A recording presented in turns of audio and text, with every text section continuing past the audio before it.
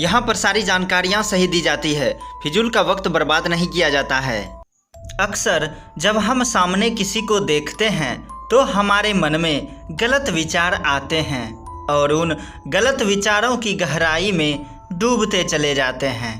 क्या आप चाहते हैं ऐसे विचार आपके मन में ना आए? तो यह वीडियो आपके लिए ही है। चलिए शुरू करते हैं आज का ये वीडियो। सामने दिख रहे लाल बटन को दबाकर चैनल को सब्सक्राइब जरूर करें और बेल आइकन भी दबाएं। विचारों की कोई सीमा नहीं होती, विचारों का कोई उम्र नहीं होता। युवा हो या बुजुर्ग, सबों के लिए विचार एक जैसे ही होते हैं। हम अक्सर विचारों के चुंगल में फंस जाते हैं। धीरे धीरे यह विचार हमारे ऊपर हावी होते हैं और हम गलत कार्यों को अंजाम देते हैं। आज मैं आपको बताऊंगा कि कैसे इन बुरे विचारों से आप विजय पा सकते हैं। भगवान बुद्ध को कौन नहीं जानता है।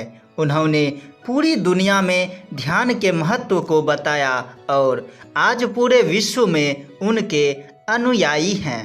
प्राचीन समय में बहुत सारे राजकुमार भगवान बुद्ध के पास जाकर उनसे ज्ञान लेते थे। ऐसे भगवान बुद्ध भी तो एक राजकुमार ही थे।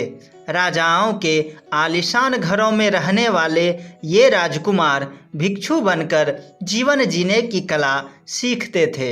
हजारों की संख्या में ज्ञानार्जन के लिए राजकुमार भगवान बुद्ध की शरण में आते थे।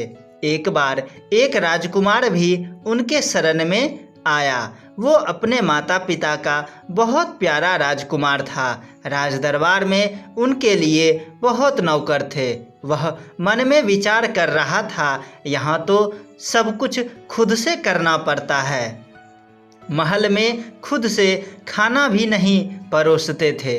अचानक उसे एक भिक्षु ने आकर खबर दी कि तुम्हें भिक्षाटन के लिए एक साध्वी के यहाँ जाना है।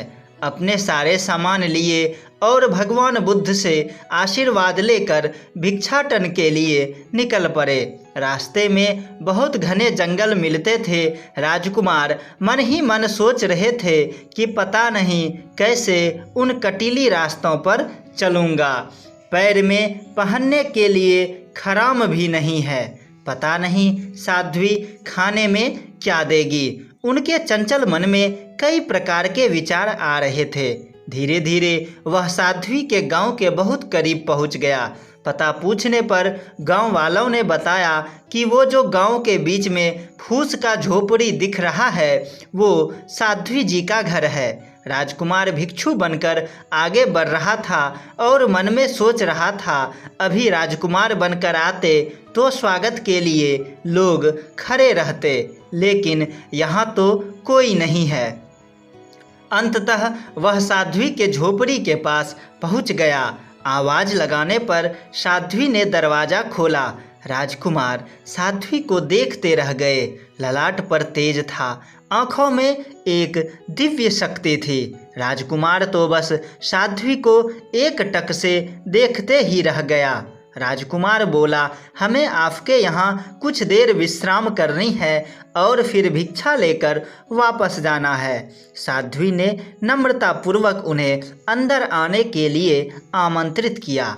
झोपड़ी में अंदर जाने पर दो छोटे छोटे रूम बने हुए थे। एक रूम में राजकुमार को बैठने के लिए कहा गया। राजकुमार मन ही मन सोच रहा था कि इतनी सुंदर लड़की इस फूस के मकान में कैसे रहती है। इस पर साध्वी बोली, मैं अपने इस राजमहल में बहुत खुश हूँ। राजकुमार बोला, जी बिल्कुल, शांत माहौल है, जैसे लग रहा है यहाँ पर स्वयं विष्णु जी का अवतार हो और ईश्वर इस घर में रहते हैं। साध्वी बोली, आप विश्राम कीजिए, मैं आपके लिए खाना बनाती हूँ। राजकुमार सोचने लगे, राजमहल में कितने स्वादिष्ट खाना खाया करते थे, यहाँ पता नहीं क्या मिलेगा। साध्वी खाना बनाने लगी और राजकुमार भगवान बुद्ध के किताबों का स्वाध्याय करने लगे। कुछ देर बाद साध्वी बोली, मैं आपका खाना लगा देती हूँ। जब राजकुमार के सामने खाना आया तो वह आश्चर्यचकित हो गया। राजकुमार अपने मन में सोच रहा था, उसके सामने ठीक वही खाना पड़ा था। राजकुमार के खुशी का ठिकाना नहीं रहा। बिना सोचे वह खाना खाने लगे। बिल्कुल स्वादिष्ट पकवान बना था। अब राजकुमार सोचने लगा, खाना खाने के बाद मुझे आराम करने की आदत है। पता नहीं ये साध्वी मुझे भिक्षा देकर विदा न कर दें। मुझे तो आराम करने की सख्त ज़रूरत है। खाना खाने के बाद साध्वी बोली, आप आराम कर लें, क्योंकि भोजन के बाद आपको आराम करने की आदत है। अब राजकुमार थोड़ा सोच में पड़ गया कि मैं जो मन में सोचता हूँ इसे कैसे पता चल जाता है। लेकिन यह विचार करते हुए राजकुमार विश्राम करने लगा। राजकुमार मन ही मन खुश था कि उसे सब कुछ मन मुताबिक माहौल मिल रहा है। हमारा मन तो बहुत चंचल होता है और कई प्रकार के विचार हमारे मन में आते रहते हैं। राजकुमार के चंचल मन में भी नए विचार आने लगे और सोचने लगा, यहाँ तो स्वादिष्ट भोजन मिल गया, रहने के लिए छत भी मिल गया, लेकिन पता नहीं कल ये छत हमारे ऊपर रहेगा भी या नहीं। तभी अचानक साध्वी आई और राजकुमार से बोली, आप जब तक चाहें यहाँ रह सकते हैं। आपको इससे भी ज़्यादा स्वादिष्ट भोजन मिलेगा और आपके सेवा सत्कार में कोई कमी नहीं आएगी। इतना सुनते ही राजकुमार उठकर अपने बेड पर बैठ गए और आश्चर्यचकित होकर साध्वी के तरफ देखने लगे। इस पर साध्वी बोली, आप आश्चर्य ना करें, आपके मन में जो भी विचार आते हैं मैं समझ जाती हूँ। राजकुमार ने डरते हुए पूछा कि आप कैसे समझ जाती हैं। इस पर साध्वी बोली, मेरे मन में भी सभी के तरह हजारों विचार आते थे। जैसा हर इंसान है मैं भी उसी तरह की हूँ, कुछ अच्छे और कुछ बुरे, लेकिन किसी विचार में कोई तर्क नहीं रहता है। मैंने अपने विचारों पर तर्क करना शुरू किया और उससे सवाल किया कि आखिर इस गलत विचार से मुझे क्या लाभ और क्या नुकसान है। तब पता चला यहाँ तो सिर्फ नुकसान ही नुकसान है। धीरे धीरे मैंने अपने मन को अपने वश में किया और अब मेरे मन में कोई विचार नहीं आते हैं। इस पर यह लाभ हुआ कि अब मैं दूसरों के विचारों को समझ लेती हूँ। राजकुमार बिल्कुल घबरा गया और बोला, क्षमा करें, हमें भिक्षा दें, हम यहाँ अब पल भर भी नहीं रुक सकते। इस पर साध्वी बोली, आप डर क्यों रहे हैं, आप जब तक चाहें यहाँ रुक सकते हैं, घबराए नहीं, इसे अपना ही घर समझें। लेकिन राजकुमार बिना समय गवाए अपने आश्रम की ओर चल पड़े। भगवान बुद्ध के चरणों में आकर गिर पड़े। भगवान बुद्ध बोले, क्या हुआ? राजकुमार ने सारा वृत्तांत बताया और बोला, आज के बाद मैं उस साध्वी के यहाँ भिक्षा मांगने नहीं जाऊँगा, क्योंकि वो मन में चल रहे सारे विचारों को समझ जाती है। मेरे मन में उसके प्रति काम वासना की विचार भी आई थी, वो सब समझ गई होगी। मैं किस मुँह से उसके सामने जाऊं, उस तेजस्वी साध्वी के सामने जाऊं।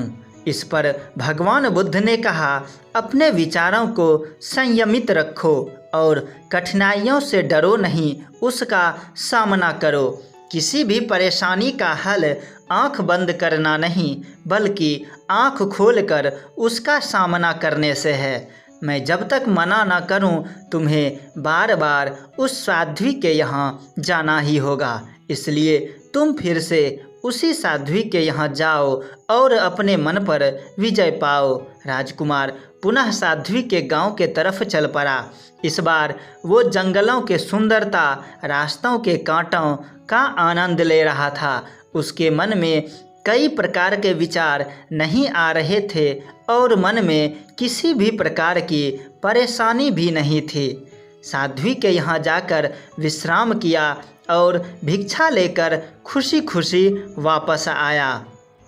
साथियों, हमें अपने विचारों पर तर्क करना होगा कि ये विचार हमारे लिए कितने लाभप्रद हैं। अपने मन को संयमित रखना होगा, फिर धीरे धीरे हमारे बुरे विचार भी उस राजकुमार के तरह दूर हो जाएंगे। और हमारे पंडित श्री राम शर्मा आचार्य जी ने भी कहा है कि ध्यान के माध्यम से हम अपने विचारों पर काबू पा सकते हैं। इसलिए हमें दिन भर में किसी ना किसी समय 20 मिनट का ध्यान जरूर करना चाहिए, क्योंकि जो मनुष्य अपने विचारों पर विजय पा लेगा वो जिंदगी के हर रेस में विजय पाएगा और हर कठिनाइयों का सामना करेगा।